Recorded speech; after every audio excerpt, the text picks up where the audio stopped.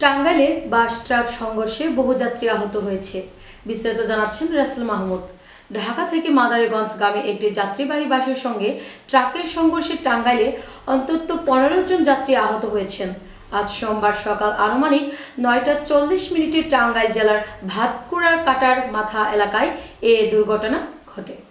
প্রত্যক্ষদর্শীরা জানান, ঢাকার দিক থেকে ছেড়ে আসা মাদারীগঞ্জগামী যাত্রীবাহী বাসটি ভাতকুড়া কাটার মাথা এলাকায় পৌঁছালে বিপরীত দিক থেকে আসা একটি ট্রাকের সঙ্গে মুখোমুখি সংঘর্ষ হয়।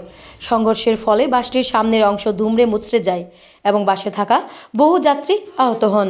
দুর্ঘটনার পর স্থানীয়রা দ্রুত আহতদের উদ্ধার করে টাঙ্গাইল জেনারেল হাসপাতাল সহ আশপাশের বিভিন্ন ক্লিনিক ও হাসপাতালে ভর্তি করেন। আহতদের মধ্যে কয়েকজনের অবস্থা গুরুতর বলে জানা গেছে।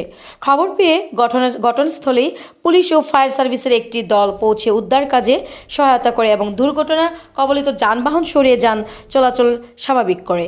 প্রাথমিকভাবে ধারণা করা হচ্ছে অতিরিক্ত গতি ও সতর্ক চালনার কারণেই এই দুর্ঘটনা ঘটতে পারে।